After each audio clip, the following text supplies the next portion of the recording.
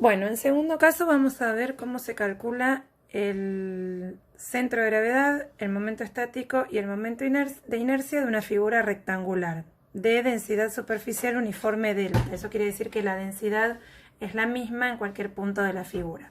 Supongamos que tiene un área A y un centro de gravedad que se encuentra trazando sus diagonales y buscando el punto de intersección. Con eso se definen las coordenadas X e Y del centro de gravedad. Entonces el momento de primer orden en X, que habíamos dicho que era la suma de las masas por las distancias al eje X, ahora la masa va a estar aproximada por la densidad por el área, esto es la masa, y la distancia al eje X va a ser considerada desde el centro de gravedad. Entonces la distancia al eje X va a estar dada por la coordenada Y. Igual que antes, siempre los momentos tienen las coordenadas intercambiadas. El de X tiene a la Y y el de Y tiene a la X. Lo mismo que pasaba para un sistema de masas puntuales. El momento de primer orden con respecto a Y, lo mismo. Tiene la masa del rectángulo, que es la densidad por el área, por la distancia al eje Y, definida por todo este segmento que está dado por la coordenada X de su centro de gravedad. Así que simplemente multiplicando densidad por área por coordenada y el centro de gravedad tenemos el momento de primer orden en X, y de la misma manera, si en vez de multiplicar por el Y multiplicamos por la coordenada X del centro de gravedad, tenemos el momento de primer orden en Y. El centro de gravedad, como les dije, se obtiene trazando las diagonales y buscando el punto de intersección, y nos vamos a detener un poquito más en el momento de inercia. ¿Por qué? Porque hay que tener en cuenta dos consideraciones. Respecto a qué eje se lo está calculando, no es lo mismo calcularlo respecto al eje X que respecto al eje Y, eso ya lo habíamos visto, pero además también va a influir si el rectángulo está apoyado o no apoyado respecto a ese eje sobre el cual estamos calculando el momento de inercia. Vamos a la primera situación. Vamos a calcular el momento de inercia respecto al eje X de un rectángulo que está apoyado sobre el eje X.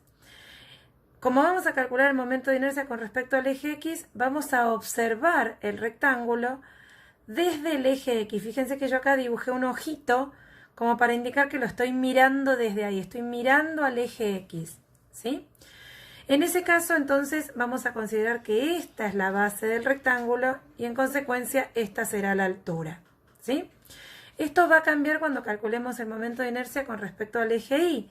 Vamos a observar ahora el rectángulo desde el eje Y, el ojo lo vamos a poner mirando al eje Y, y en consecuencia esta ahora pasará a ser la base, ven que acá yo lo marqué, del rectángulo. La base va a cambiar si lo estoy observando desde el eje Y o bien desde el eje X, y en consecuencia cambia la altura.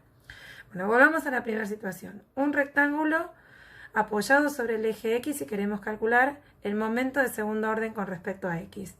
Luego de hacer una linda deducción, se llega a la conclusión, esa deducción obviamente no la vamos a ver porque es un poco trabajosa y lleva bastante tiempo, que el momento de segundo orden con respecto al eje X se calcula como la densidad por la base observada desde el eje X por la altura al cubo dividido 3. Y si no está apoyado sobre el eje X, por ejemplo este que está respecto al eje X flotando, va a tener un centro de gravedad que va a estar a una cierta distancia del eje X, que la vamos a llamar d sub X, que va a influir en la fórmula. ¿Por qué? Porque el momento de segundo orden con respecto al eje X se calcula utilizando un teorema que se llama teorema del eje paralelo o teorema de Steiner. En este caso será la densidad por la base observada respecto al eje X, que sería este segmento de acá, por la altura al cubo, pero ahora dividido 12, y se le agrega un término que es el área del rectángulo, base por altura, por la distancia entre el centro de gravedad del rectángulo y el eje X elevado al cuadrado. Cuando queramos calcular el momento de inercia con respecto al eje Y, de nuevo tenemos que hacer la distinción de si está o no apoyado con respecto a ese eje Y. En ambos casos lo vamos a observar desde el eje Y y en consecuencia, como habíamos dicho, esta ahora será la base y este segmento horizontal será la altura.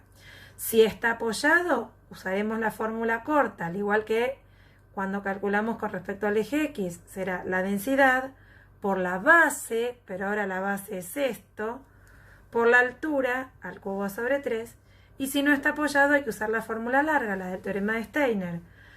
con respecto al eje Y es densidad por la base, ahora la base en Y, todo esto, por la altura al cubo sobre 12, más el área del rectángulo por la distancia entre su centro de gravedad y el eje Y elevado al cuadrado, porque estamos calculando el momento de inercia con respecto a Y. ¿Sí?